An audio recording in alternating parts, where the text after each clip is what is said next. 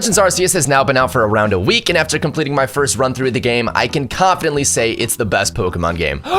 That's a shiny Dio! Whoa! Seriously, if you have not tried this game yet, I strongly encourage you to. Like, I haven't been this addicted to a Pokemon game in a long time, and it just feels great to truly enjoy playing Pokemon again. I can have fun doing the bare minimum in this game, just running through the routes, catching Pokemon I already have, and doing random side quests.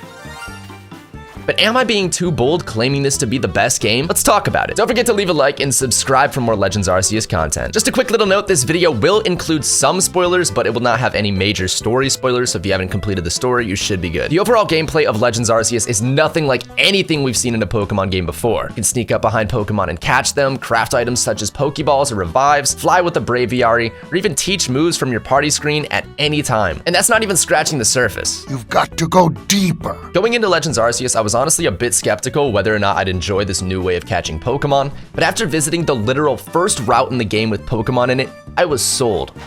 Let's go!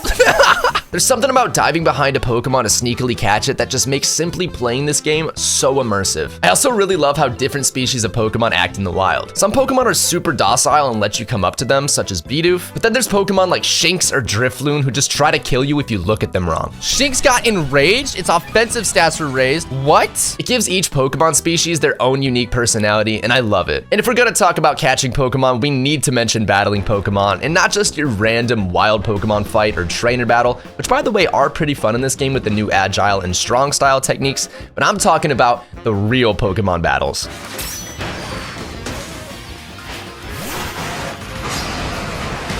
The bosses in Legends Arceus are called Pokemon Nobles, and the way you fight them is something Pokemon fans have never seen before. Well, at least in a Pokemon game. It'd be pretty bold of me to assume you guys have never played any other games, but I digress. Instead of simply exchanging attacks with the noble Pokemon, you must survive while throwing bombs at the frenzied Pokemon. These fights were probably some of my favorite parts of the game. Not all were super difficult, but each of the bosses had some lore centered around them, leading to a way more meaningful fight. Come on, these battles are just really fun.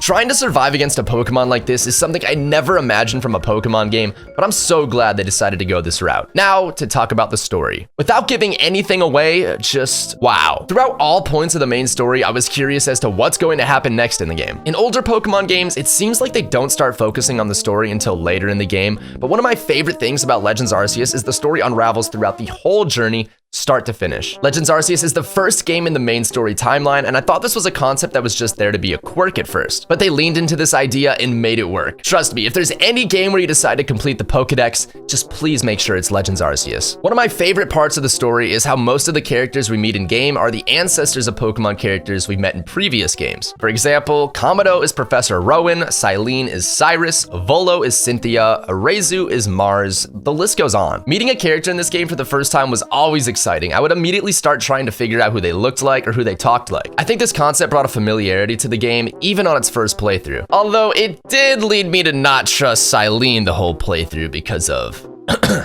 someone. Let's dive into some other aspects of the game that aren't exactly required. Shiny hunting in this game is busted. With mass outbreaks, shiny odds can be as low as 1 in 158, I do believe, and with seeing 10 to 15 Pokemon every outbreak, you can usually get a shiny in around an hour depending on your luck. And I'm usually not a fan of boosted odds shiny hunting. It just really doesn't seem that rewarding to me. Methods like chaining have an inevitable outcome, and it just doesn't do it for me. But because the catching system in Legends Arceus is completely different, there's actually a chance you might lose that shiny. It could break out of the ball and run away. The second you start battling it, it could get scared off, or you could die. I heard a shiny sound. Oh, shiny Breezel. Breezel. Okay, Pokeball. Throw. And we're good. This for me makes up the incredibly boosted rates by giving the player the thrill of possibly losing their shiny. Now it's not as easy as simply encountering the shiny and throwing balls. You have a lot more to factor in. It wouldn't be right for me to sit here and address Legends Arceus like it's a perfect game, because truly, it's not. Obviously, the first thing people point out are the graphics. And I agree, this game could definitely be a bit more polished around the water. But personally, I've never played a Pokemon game for the graphics, and that's never been the main attraction of Pokemon in the first place. So why should that make or break my enjoyment of the game? Exactly.